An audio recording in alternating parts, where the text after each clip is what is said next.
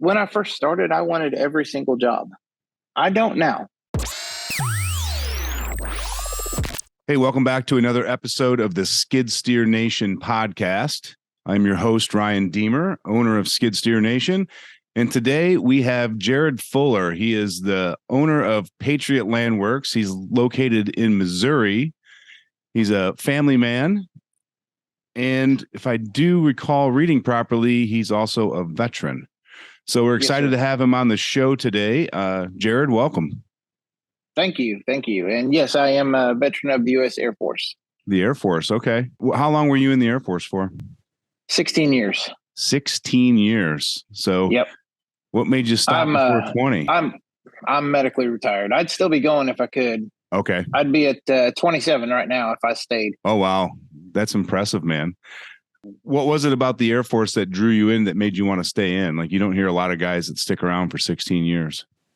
Well, I think it was mainly my job. I was a weapons tech. So in all the other branches, things were a little different. But in the Air Force, they had one place where you did all gun things. You go shoot, get your gun inspected, make sure it was ready to go overseas, things like that. That was all done in one shop. And it was very intriguing to me. And so I went in and that's what I did. Fantastic, man. So if you got out 11 years ago and you just started your business, 2 years ago? Yeah. What were you doing for the 9 years in between? Trying to find my place back in the world after the military. There's not a real big calling for a weapons trainer outside of the military. There are positions. It just was never the right area, or I didn't really want to work for a police department, things like that. So I spent time doing different things. I worked in minor league baseball, and that was a whole lot of fun.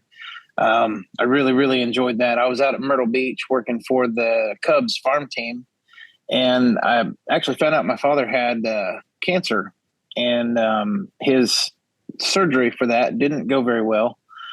They thought we were going to lose him 3 or 4 different times. And so without any thought at all, my ex-wife and I packed up and moved home, to my home, where we both still reside. And I spent a little time kind of lost again and just working on farms. That's what I grew up doing. That's what I knew how to do. I spent some time working on a ranch. That's where I felt most at home. And I've done a lot of, I guess you'd say, interim or guest preaching at different churches here and there. And just trying to find a place that I felt at home that wasn't necessarily preaching or something like that, because I've always felt at home doing that. I've always felt like I probably should, but I've never felt like I was the role model that should be doing that job. And then a couple of years ago, when the president started giving out free money to everybody, I was talking with my brother-in-law. I said, let's just make this money work for us. Let's do something cool. And we decided we were going to start tearing down houses and doing some dirt work. It didn't take very long for me to realize I'm not good at dirt work. I'm not. I'm just not. But every job we went to, everywhere we went, somebody'd say, "Hey, I've got these crooked branches, or I've got this tree that's in my way. Could you, just do something with it while you're here?" And before you knew it, we were a full-scale tree service, and that's what we do now. And that's what I'm doing today. I just got done being about 55 foot over a town called El Dorado Springs, Missouri, yesterday afternoon, and I couldn't be happier. We still use our skid loader actively quite frequently. It's just a little different capacity, I guess. Yeah. So I want to talk to you about that a little bit, because I think a lot of guys go through that same maturation process that you went through. You get the equipment, you start your business, and you just kind of take whatever work you can get because you want to make that money, whether it's demolition or dirt work or French drains or, you name it. You're kind of doing whatever. How long did you go through that phase where you were just taking whatever you could get your hands on? Well, we've been going for about 18 months now, and we've been doing only tree work for, I'd say, 7. Okay. So it took better part of a year for me to figure out a definitive lane, so to speak. What was some of the struggles that you had in that first year when you didn't really have a set focus on service types? Well, part of it was I would end up going back, spending too long, because I would realize I didn't do a very good job or at least I didn't do the level of job that I felt like somebody should be paying me $3,000-$4,000 for. And so I would end up spending too much time working on these jobs and realize I'm losing money. It was a thing where it stopped making sense because no matter how much effort I was putting into it, I wasn't getting it right, or at least not right enough by my standard. And then when the evolution into the full service tree company kind of hit, did you like sit down and plan all of that out? Or was it just a gut feeling based on some phone calls you had and the need in the market? Like, what was your process to go, this is the direction we're going to take the company? Well, where I live, there's one guy who is well known for tree service. He was doing it when I was a teenager before I ever left to go to the military. And then 19 years later, I moved home. He's still doing it. He's really well known and everybody knows he does a good job. And that's it. There's a couple of, Johnny went to the farm store and bought a chainsaw and he says he cut down trees. There's a couple of those floating around, but there was really only one guy and I know him pretty well. And so I decided we should have a conversation. And he said, look, man, I do not think we'll be in competition with each other. There's plenty of work and I would love to be able to bounce ideas back and forth. And that's what we have done for the last 6 or 7 months. Yeah. How has that been for you professionally and even personally, like having somebody else in the same shoes as you in the same niche that you're able to actually collaborate with and bounce ideas? Yeah, it's really a great thing. I really think we're stronger together. There's thousands and thousands of small businesses just here in Missouri and probably just here on West Central Missouri. There's so many of us, but we've got to stick together. This world that we're living in, it's not easy. And all of us are out here doing the same thing. We're taking an idea and we're trying to figure out how can I take care of my family? How can I do what it is I'm designed to do and take care of my family? And if more people would realize that I'm only in competition with who I was yesterday. And with that in mind, what can I do to make myself better today? And then what can I learn today to be better tomorrow? And so having an asset like that, who's got 25 plus years that he's been doing this and he's willing to say, hey, look, dummy, don't do that. You're going to hurt yourself. Or, hey, that's a good idea. I never thought of that, because we've been down both of those roads. It's invaluable having that kind of an asset. Yeah. So much like yourself when I first started doing this, because I was lost. When I first got into this, I was lost. And you literally took time out of your day, and it wasn't business hours, anytime, and answered questions. Yeah, we met because we were offering some marketing services a few years ago, and you were interested in that. And we ended up not working together in that area, but we did stay in contact. And I think like you sent me your website to review for you, and I did give me some feedback. And yeah, I had no problem helping you out. Like, I mean, I've been in those shoes as a business owner, and I had to go find mentors when I started out. Like, I bought my first business when I was 25 years old, and I was just green and like a bull running through a china shop. Like, let's go do this. I understand that. And if it wasn't for finding some other mentors in the industry, like, so I own bars and nightclubs, and I connected with all the other established bar and nightclub owners, and we would start meeting on Tuesdays for lunch. And if it wasn't for me seeking out that group of mentors, I don't even know where I'd be today, let alone then, because I just learned a lot about business principles, business structure. And it doesn't just all correlate to the nightclub business. It just correlates to business. Well, yeah, that's key. If you find somebody who is successful in running a business, and everyone measures success different. I think the vast majority of people measure success based on cash flow. But to me, that's not success. I look for people who are doing well in their industry and people who are making an impact. And those are the kind of people, they can teach me something about how to be a better business owner. My business acumen, I guess would be the term. It's not what it should be, but I know that I'm a good leader, and I know that I'm efficient at working with people. I know I'm an efficient communicator, and I know that I can on site get the job done generally, and maybe make a friend with a customer, or if nothing else, work with my guys to make sure we get things done efficiently and we do a good job. Yeah. And so on that end, I never had any worries. But when it comes to running a business, that's different. And there's so many things that I just never thought about. And the learning curve was strong. I've always been good at doing what somebody wants me to do, but doing my own thing, that's been a little harder. Right. I've always said that, the quicker you can learn and accept you don't know what you don't know and go seek help in those areas, you can really speed up your growth process. That's pretty good. Yeah, I agree with that.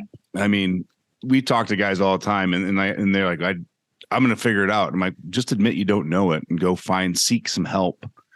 Mm-hmm. Whether it be from a bookkeeper, an accountant, an attorney, a mentor in the industry, another business owner in a different area, but he still understands things. And it just creating that network and surrounding yourself with educated, experienced people is huge for any business owner, in my opinion.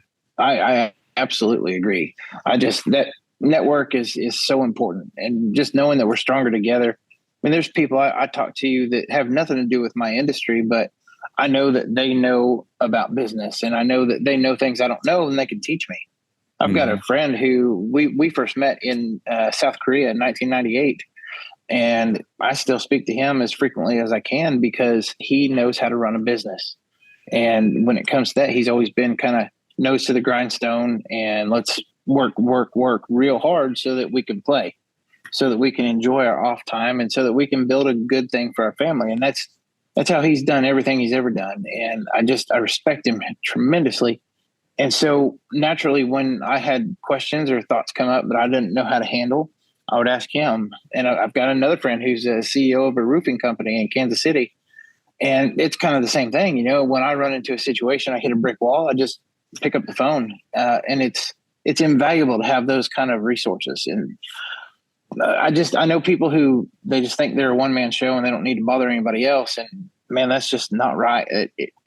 It's too handy to have help. I'm glad you brought that up because I find men especially, we're so willing to offer help, but we're terrible at asking for help.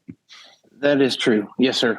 We'd rather pound our head on the wall for a week than call a guy and say, hey, how do you do this? It's baffling. I've seen that. You're absolutely right. Yeah. And it took me a long time to get comfortable with it. And my biggest advice for that, and really any area of business, in my opinion, is get comfortable being uncomfortable. Oh, and there's some absolute truth to that. I mean, there's nights where I lay in bed and wonder, well, how's this going to play out? And then there's other nights where I go to bed and I sleep like a baby because I know that I've done everything I could do and things are in good hands. Yeah. Doing it to the best of your capabilities and the best of your abilities, it really does allow you to sleep good at night. Putting in I agree. Yep. a full day's work, making sure that you're delivering for your clients. That's huge in my opinion. So I'm glad you brought up, real quick, I'm glad you brought up something about clients. It made me think of something I wanted to make sure we covered because I don't know, there might be somebody out there listening who is interested in this kind of a lane. And the one thing when I first got into this, I thought I was really going to struggle with was maintaining clientele. There's only so many houses in my town. There's only so many people with enough money to, spend $1,000 a day on a tree trimmer or something like that. I was really worried about that kind of thing. And the thing that shocked me the most when it comes to clients is how many repeat customers I do have. There's a lot. I'll come out and spend a day trimming trees or even take a couple down. And it's shocking how often some of those folks call me back and say, hey, well, I'd like to trim up some more trees, or I've got a neighbor who saw you here or something to that effect. It really is. I guess it's a smaller world than people think, but at the same time, if you offer the right service, they're going to call you back. Do you ask those customers why they're calling you back for repeat work? I never have. Like, no. Is it just your demeanor and your appearance and the work? Like, is it just they trusted you and they know it's going to be done right? Was it the price? I think that's part of it. I think it's probably a combined effort. The price has obviously got to be something that's going to be the final straw for everybody. But they've also got to understand that, well, not understand. We have to understand as the person out there making contact with the customer, or in your case, trying to sell stuff through Skid Steer Nation, or I don't know, a guy on a car lot. Generally speaking, our customers know within the first couple of minutes if they're going to do business with us or not. They do. I've told I've told a lot of folks that have considered, I've talked to people about owning your own business and things like that before. And I tell everybody the same thing. If you're young and you're considering owning your own business, but you don't really know what lane you want to go into, go work a sales job, commission only sales job, and do it while you're young. So if you don't do well, you won't lose everything. But do that. If you don't learn how to sell yourself, you can't sell a product, because Right. people, when I go to somebody's house and I look at their trees, they're essentially buying me. The work, there's, 2, maybe 3 tree companies they could call. The work is going to get done. The question is, what worker are they going to buy? That's so true. And I'm glad you brought that up. We talk a lot about first impression and appearance, having some sort of standards to your apparel. We talk about the difference between being job site dirty and messy. Yes, Like it's you true. got a little mud on your pants because you're out working in the forest. That's one thing. But if you got 3 big holes, go buy some new pants. Yep, absolutely. Absolutely. And people like to work with like-minded people. So I always teach this technique with some business owners about mirroring the customer. So it sounds crazy, but if like you kind of mirror their hand gestures and the way that they communicate, they instantly feel more connected to you. Absolutely. Well, and we live in a world where if you don't go out and Facebook stalk or Instagram stalk whoever it is that's called you, then you're literally just wasting the tools that are in your pockets. Yeah. We live in a world where it's so easy to get, and I guarantee you, everyone who calls me has seen me somewhere, Facebook or wherever. They've seen my ads in the paper. They've heard me speak on the radio, something. They've done their homework too. So it's no difference on our end. Right. We should be doing the same thing, because, well, when I first started, I wanted every single job. I don't now. I want the jobs that I think make sense for me to do. And not to say that there's customers I don't like. That's not what I'm getting at. There's just sometimes it's not going to be a good fit. And at first, I had to make sure everything fit. And now I'm able to spend a little extra time instead of trying to rush through to get every job. I can spend a little extra time, make sure I get it perfect and do a good job. Because when we go in, especially doing tree service, and I mean, it's really no different from if somebody's going out doing dirt work, digging a trench, putting in a culvert in a ditch. We still do that kind of work. You're going to make a big mess. We can't leave a big mess. And so there's things like that have to get covered. And so to me, putting in a little extra effort, make sure that I think this person I'm going to go to their house is someone that it's a good fit. Well, then that helps. That's half the battle right there, because I get a little preview of where I'm going before I ever get there. And we all have the same tools. We should all be doing that. Yeah. So you brought up something that piqued my interest there, talking about I don't want every job. It's like, I always say you've learned to say no. Yeah. Like, you know exactly what type of clients, what type of work, and what type of that. So you have put yourself in a very small niche with the tree service work. Mm-hmm. And you're being selective as far as what projects you take on. And I personally think that's fantastic. But I guess I wanted to ask you, what has that done for your numbers financially? Have you seen growth, same numbers from when you were doing everything? Well, yeah, similar to same, potentially a little growth. It's difficult to quantify right now because we're in a transitional period. When we came out of the gate, with a couple of dump trailers, a skid loader, a whole bunch of attachments angled towards doing dirt work. Well, we don't do that so much anymore. I mean, we've kept pretty well everything.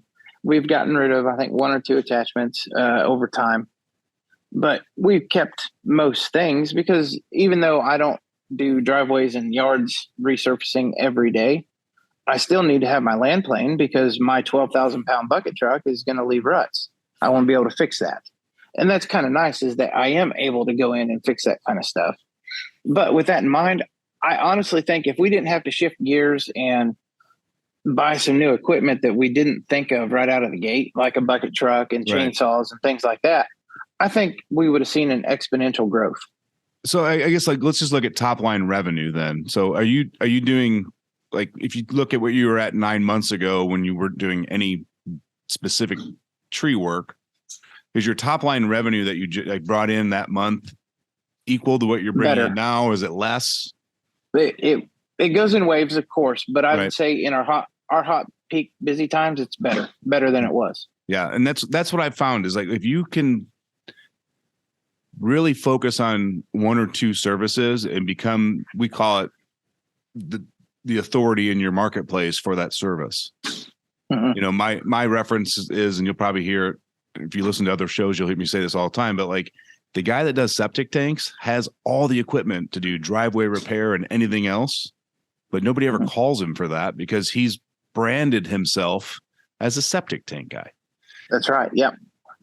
And you're doing the same thing in the tree service now. And I think that's great. The smaller the niche you can have, the more authority you can create, the more trust you can have.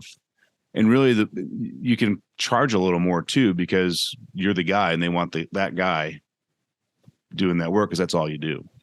Well, for sure. I mean, you can't, the way I always told people, so the other guy in our area, his name is Dewey. And I always told people, you know, not customers, but I would tell friends or workers or whatever, I'll start charging like Dewey when we start doing the same level of job that Dewey does. Right now, I charge like me. And it took us some time to work out some kinks, but we have become very efficient at doing what we do. And it's, for the most part, it's me and one other guy. I do have one of my children on payroll actually as an employee, and he's a good worker.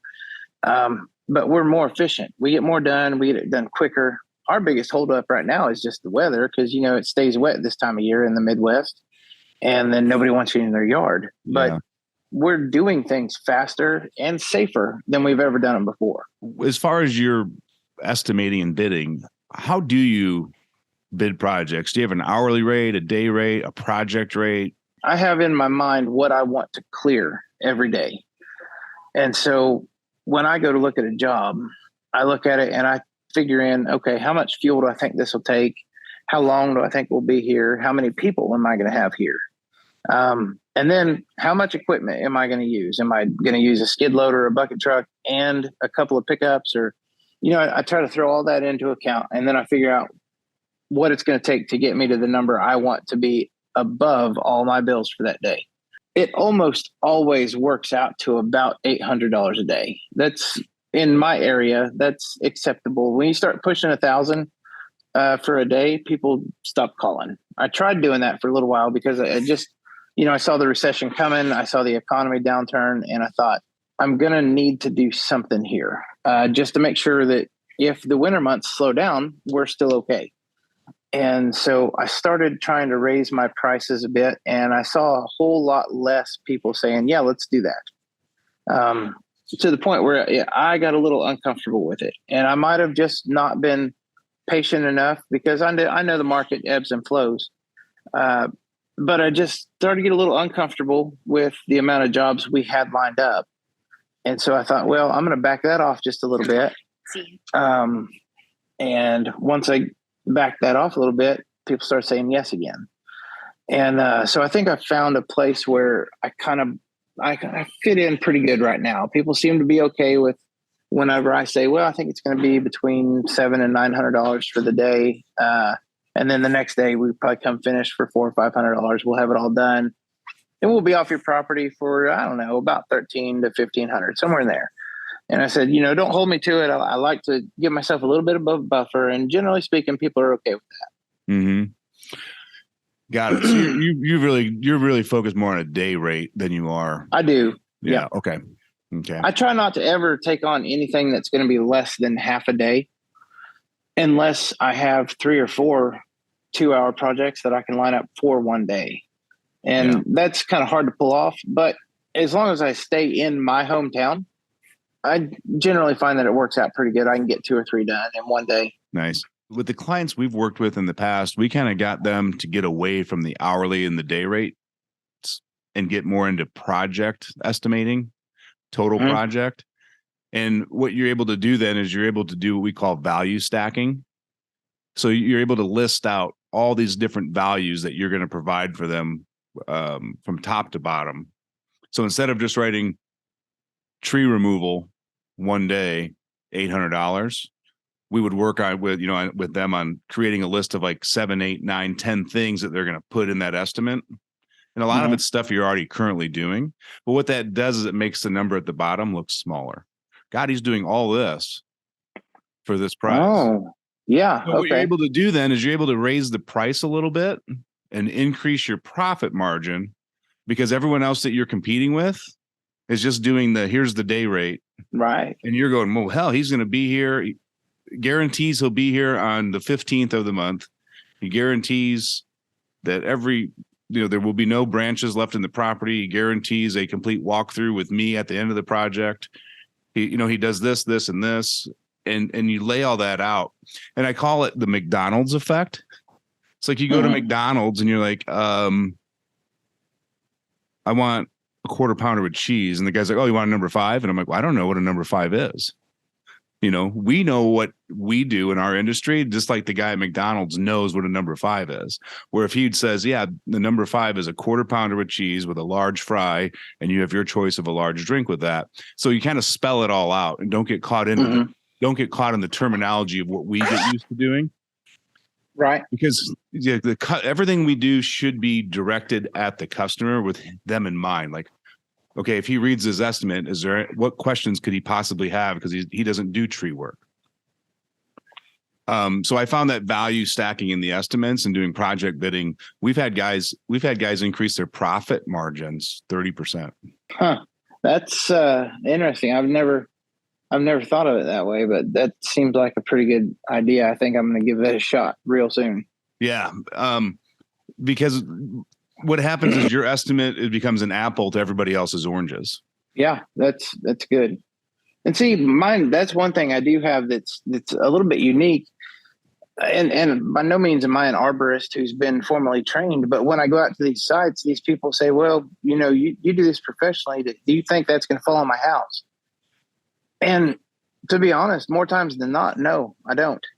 But while I don't want to put fear in these folks, I also want to be honest with them and say, well, I don't think it's very safe. I think it could potentially fall. And if it does, I don't think it'll destroy your roof. But I do think that it could potentially fall.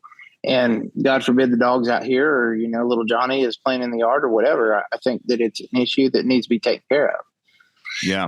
And while I try not to make someone fear for no reason, I also want to be honest with them and let them know, look, this could be a problem. Right. Honesty and integrity always win out, Jared. So, I mean, if you're ever in a debate of should you tell them yes or no, just honesty, in my opinion, always works out. Even if you don't get the job, even if you don't get the job, they still might refer you to somebody else because they now view you as trustworthy.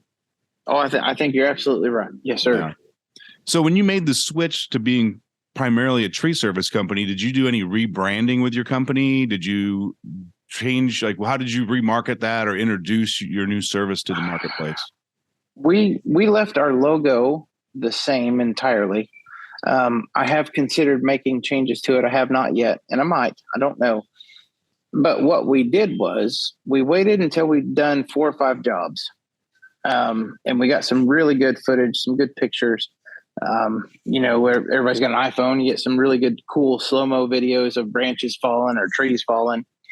And then we put together a good sized Facebook post, and I have a friend who mixed up a little video a while back, and we started throwing those out at random times of the day. I've learned in Facebook, there's a specific algorithm to how things work. And there's also different times where your friends are on. I have I think 420 Facebook friends. There's different times of day they're on. Not everybody's awake at the same times I am. I get up at 5, go to bed around 10. There's a lot of folks that are probably the opposite of that I know. And I talk to you at least on Facebook. So I learned that you have to try to find them at different times of day. And so we just threw out an overwhelming amount of tree work stuff when we first did the switch. And then I ran a commercial on the radio and just added in there. I had them stop saying trench digging and replaced it with full tree service. And that started sticking. I did that for about a month and a half. And now we don't have a newspaper, but we have a local newspaper that's just a shopper. So it's advertisements and it's coupons and business cards and stuff like that. And then we had just about a quarter page ad that had our logo and some of our services, and then it listed a bunch of different tree things we could do. And we ran that for about 4 months. And the reasoning for me, I don't know if we're getting close on time, but one of the things that I learned through advertising was radio is really cool. You get to hear it, other people get to hear it, and it helps put your name out there. But they can't go back and say, "Oh, who was that guy? Tree Service, Patriot, something or other." If it's in the newspaper or if it's on the internet, they can go back and find the number. And so I think the shotgun effect, or having, a wide blast of different ways for them to figure out who we are, what we do, that was the way for me. And then word of mouth, of course. I make sure that we always do a good job. Do you have a referral program in place? I don't. I've considered putting one in. I don't have anything right now. Ever so often, I'll try to just run a special just to give people some sort of a feeling of a discount. But I don't have any sort of referral program, and I really think I need to get one in place. I would recommend a referral program because, and here's the thing, when people look at me like I'm crazy, but I'm like, you ask for the referral when you give them the estimate, not after you do the work, because they're excited that you're out there. They're excited you're going to be getting the work done. And like, I'll ask them while I'm doing the estimate at that, like, hey, do you have any friends or family or no one else has got some big trees that we could help out? We've got a program that gives you X, Y, Z in return. And you'll be shocked. Yeah. You'll be shocked how many people will refer you even before you do work for them. Well, that's a good idea. I never would have thought about doing it there. And then you can also do it again at the end if they didn't think of anybody at the top. Like, hey, I just wanted to ask you one more time. If you thought of anybody that, all you got to do is give me their name. I'll do the rest of the work. And if they end up doing business with us, this is our package that we have for our clients that refer customers for us. Yeah, that's a great idea. I actually have an estimate to do this afternoon, and I think I'm going to throw that in there and just see how it works. I've thought about it many times, just never done it. Yeah, it's prioritization. It just, because we don't have it, it's not a high priority. Like, it's something that's not broken because we're not even currently using it. Mm-hmm. And it's just kind of reprioritizing areas of your business to put them to the top of the list. Mm-hmm. So there was a time where we weren't real busy. We were still working most days. We weren't swamped, and I was spending more time on my social media and things like that. Here lately, that's not been possible. And that's probably my own fault. I should maybe get up earlier. I don't know, but I just haven't spent the kind of time working on my social media, keeping pictures on. And so my dad actually said something to me about it the other day. It wasn't so much, hey, you're getting lazy on social media. It wasn't like that, but he gave me an idea that I'd never done. I don't know if you saw my most recent, what I put up the other day, but I just made a simple post thanking the family that had us come out and do some work. And I feel like that went a long ways. By the reaction I got from some folks, I feel like that really did go a long ways. Absolutely. So I would tell you the two things that especially for local businesses, don't make every post about I'm for hire. Mm-hmm. Mix in the gratitude post, mix in the fun post with you and Clayton on a job site doing something. They want to follow your business, not just be bombarded with your offer. Yeah. And then the second thing that I don't know if you know this or not, but in Facebook, you can schedule posts in advance. I do. Yes. So you could take like a 1 hour time block once a week, and you could make 5 or 6 posts, and you'd be done for the whole week. Yeah, that's. So I would recommend. I've never scheduled them days away. I've scheduled them hours away. No, I would recommend time blocking and doing the whole week. So like, if we use a different software than just Facebook, because we have to post on multiple sites for Skid Steer Nation, but we typically have all of our posts done on Monday until the next following Monday. So we don't even have to touch it. We don't have to touch it. We don't have to think about it. We don't have to do anything with those posts. We just spend a couple hours one day a week. Yeah, then that's a good idea. Well, and that would fit right in something we're trying to move towards. We haven't been able to do this yet, but our goal is by the and winter might push us into it, but our goal is by the spring to have it set up where every Monday is maintenance day. We do not schedule ourselves to be on site on a Monday.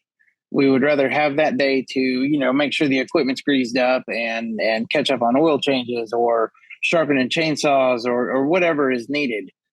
And then if there's nothing for us to do, then yeah, maybe we're out on a job site, or maybe we've got 4 or 5 estimates stacked up for that day.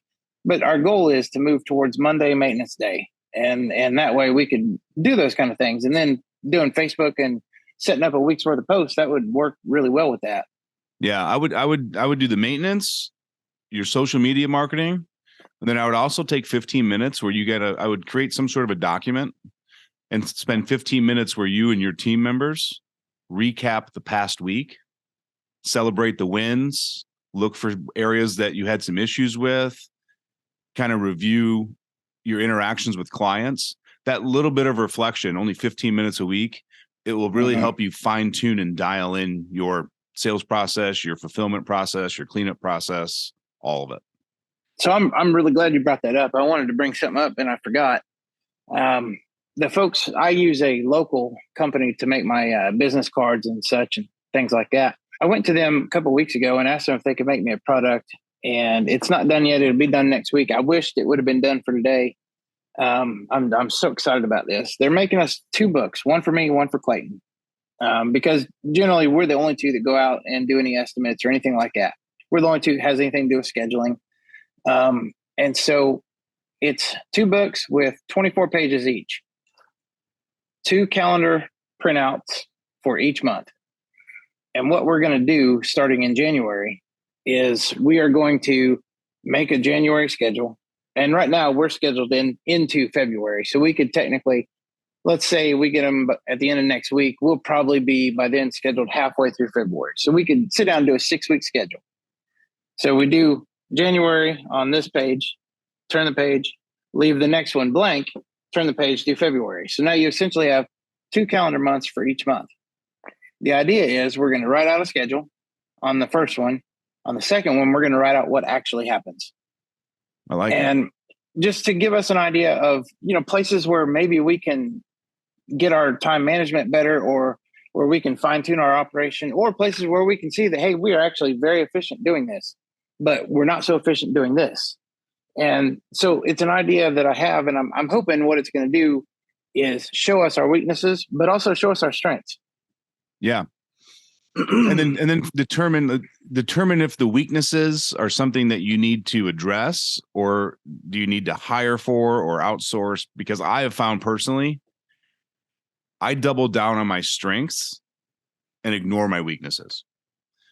Yeah, I could say I've been guilty of that. Yeah. Like a kid that can't do math, like calculus in college, I just wouldn't take calculus. Like, I'm not good at it. I'm never going to be good at it. So even with my business, so like I do not like bookkeeping at all, even the basic daily bookkeeping. So I pay a pretty fair amount to a bookkeeper. So I literally have 10 minutes a week of bookkeeping. It keeps me in a better state of mind. It keeps me focused on tasks that I enjoy doing and that can move the needle forward for the business. So it took me a really long time to learn, hey, I don't have to be great at everything. I got to be really good at these things. And then I need to find somebody to do the other things, whether it's an employee or a company. Absolutely. That's a good point. And I think it's important for any of us, no matter what lane we're in, to know what we are and are not good at. Yeah. And sometimes you have to go through these processes, like my calendar idea, to find out, because maybe I think I'm good at something that I'm not. And I think it's important to identify those things. Yeah. And we've even talked to guys that they hate doing the on-site estimates and trying to close deals. And like, well, you're never going to scale and grow your business if either you don't start enjoying it, because I don't care if you learn it and practice it. If you don't enjoy it, you're not going to get good at it. Or if you don't hire because it'll show through in your personality. 100% it does. Otherwise, you got to hire it out and get somebody in that position to do it for you. Yeah, that's a great point. Yeah. So, Jared, there's one other thing that I really am excited to talk to you about, and it's not even business related. This is all personal. Okay. I saw that you did this. You actually inspired me. I bought the book. I just haven't had the guts to do it yet. Oh boy. you completed the 75-day hard program. I did. Yes. So just give me like a quick synopsis of what that program is, so everyone understands what it is. So 75 Hard is a program that was created by actually a local guy to me. He's from Missouri, grew up in St. Louis, and then started a supplement company in Springfield, Missouri, and now he's back out in St. Louis. His name is Andy Frisella. Andy Frisella owns a company called First Form. First Form makes supplements. They're probably I would say the biggest, at least American supplement company in the last 5 to 8 years. Made a huge impact on the game, so to speak, for supplements and people going to the gym, working out. Proteins. Their proteins are second to none. Very, very good. I knew a little bit about who he was because I just thought he was a motivational speaker.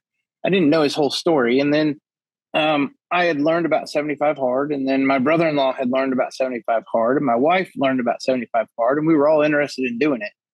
My brother-in-law did it first, and I mentioned before, I think he's my business partner, and I've never had any siblings, and he's never treated me as anything less than a brother, and I just really look up to him. And he did it, and I thought, well, shoot, he did it, I can do it.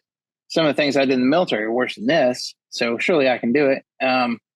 So my wife and I started out on this adventure to do 75 Hard. We started getting things ready, figuring out meals, getting ideas for how we were going to make it through. And I broke my foot the day after Christmas last year. Man. So I got to watch my wife complete it, which was even more study time for me. And so here's the program. The program is you work out twice a day, and one of those has to be outside. Both workouts must be 45 minutes. One has to be outside, no matter the conditions. And I have been out in snow. I've been out in rain. I've been out in ice. I bought a set of those tracks you put on the bottom of your boots so you can walk in ice. I've been out in all of it. I started in February last year. That was probably stupid, but I thoroughly enjoyed it. So there's the workout part. You have to read 10 pages of a self-help motivational book. It can't be fiction, it can't be just, you're not reading Peter Pan here. This is stuff that's going to help you grow as a human. I've got some very good suggestions, and I would tell anyone who's thinking about this program, you start with 75 Hard. That's an easy read. Plus you're learning about the program. And for someone like me, I hadn't read in years. Now I read daily. So that lasted. My weight loss didn't, but we'll get into that. I read all the time now, and I love it. I cannot get enough information because there's so many people out there just like us trying to make it, trying to figure it out.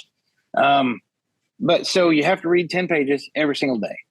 You have to drink a gallon of water every single day. And that, believe it or not, gets pretty old. But it sounds I so like simple, water, so but it worked. It does, but it's not. No. Let's see. The workouts, you have to drink a gallon of water. You have to read. No junk. You have to follow some sort of a diet. He doesn't have a set diet, but you need to follow some sort of an eating plan. Yep, that's what I was getting into. So the one thing about the eating plan is this: no junk. He's in the podcast. He covers things he doesn't cover in the book. I believe it's episode 114, perhaps, that he covers the whole thing, lays out all the rules. But one of the things is no junk. And he says on the podcast, if you eat one M&M, you fail. You go back to day one. When you fail, you go back to day one. Yeah. You start over entirely. Oh, and you had to take a picture of yourself every day too, right? And that's the last one. You have to take a progress pic every single day. Now there's an app. I think it costs $5 in the Apple store. It's a one-time fee and you have it for life. And you can always track your progress, and you can start the program over anytime you want to. For me, I completed, but I can start another round anytime I want in the app. Yeah. So Andy's deal was, he owned First Form. He's wildly successful in selling supplements. He's given speeches telling people how to be their best them. And he weighed 350 pounds. And he said, how does this make sense? I'm a fat slob, and I'm here trying to tell people how to be their best version of themselves physically. And I'm not doing that. And so he made a bet with some folks that he would get down. I think it was down to below 13% body fat or something like that. He didn't know how he was going to do it, but he made a bet, and I think it was like $25,000 bet. It was a big bet. For him, that's not big, but it was a big bet anyway. And he had roughly 80 or 85 days till his next speaking engagement. And he said, that's when I'll have this done. And he came up with this program, and that's what he did for 75 days. It worked for him, and he lost weight in the deal. Now, if you listen to Andy Frisella, and fair warning, he is not edited. Oh, no, he's not. He's awesome. Yeah, he's awesome. But if you listen to Andy Frisella, the one thing you'll learn is through the process, he learned that he was not losing weight. He was losing weight, but he was not doing a weight loss challenge. It is a mental game. Yeah. And that's all it is. It's a reprogramming of your own belief in yourself.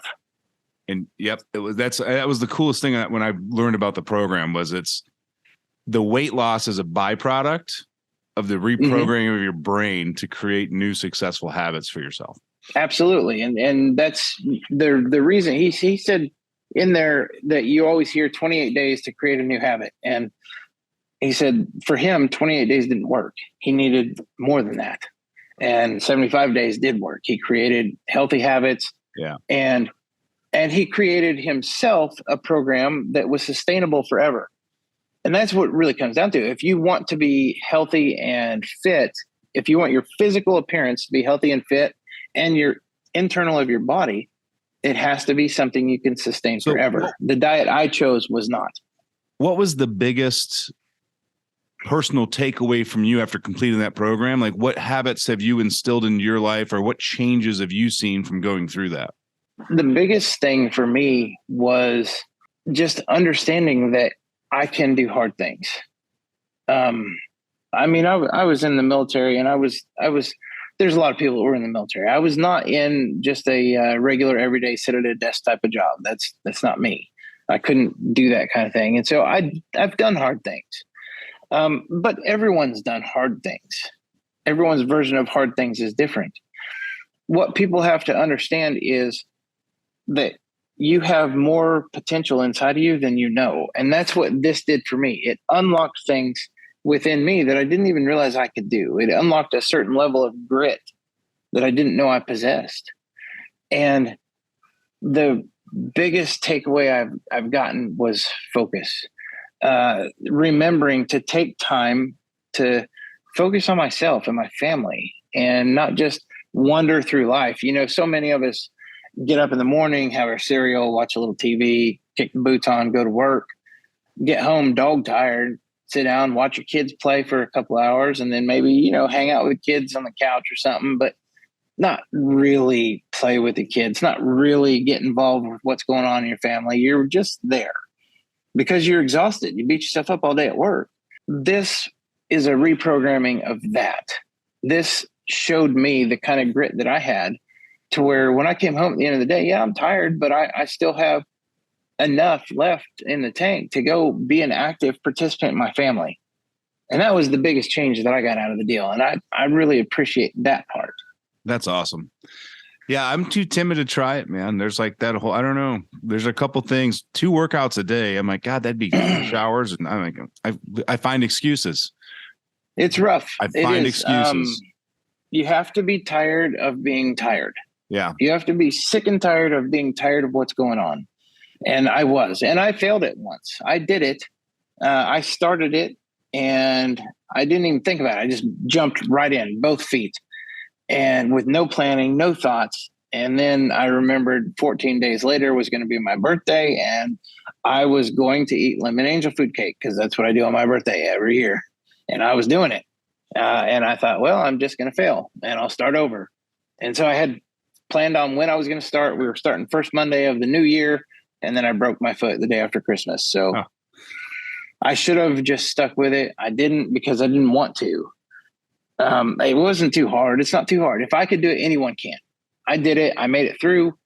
I did not choose a sustainable diet. So I have gained weight back, but I gained so many other things through the program. I'm not even mad about the weight gain. Yeah.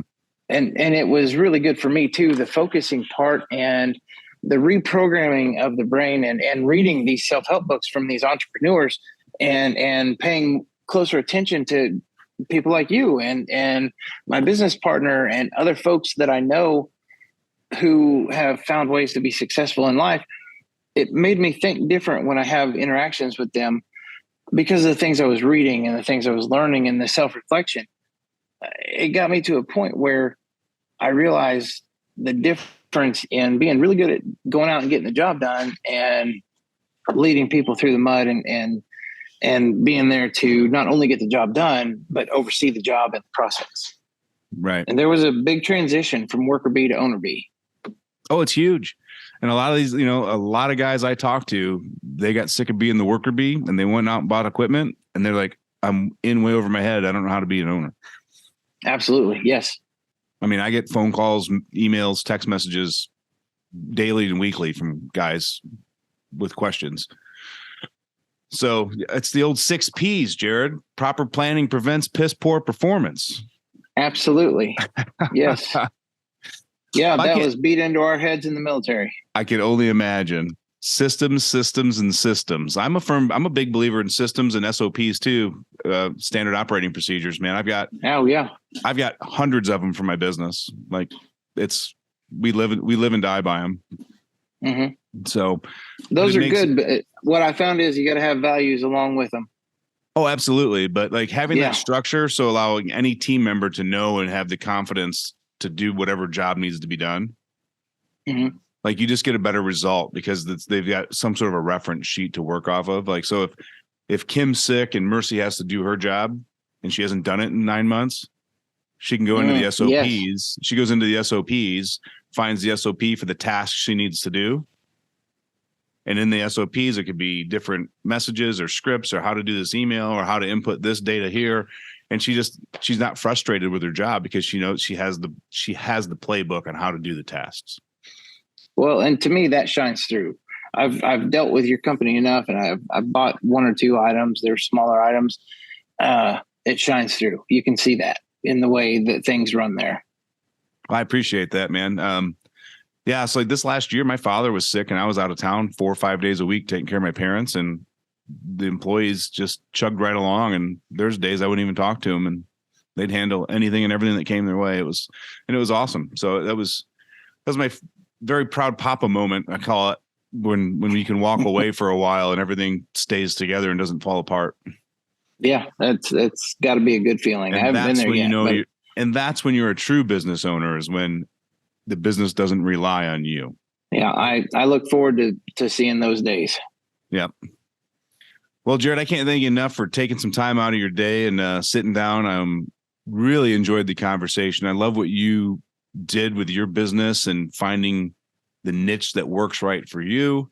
I love that you're doubling down on that. The 75 hard program, it's still, I mean, I tell people all the time, I'm like, this dude's crazy. He did this program. So, but again, man, thanks again for jumping on the show. Best of luck to you in 2023. And if you ever need anything else, just let us know over here at Skid Steer Nation. Yeah, man. Thank you. You guys have been a invaluable asset to us. And I just don't know how I would have made it through some of the things I encountered without having someone to lean on. And it's been very, very appreciated. So I can't thank you enough. Anything I can ever do to help you, you just let me know. Well, I sure will, my friend. And that's why I called you to see if you wanted to sit down and chat. So thanks for doing this. Yeah, you bet.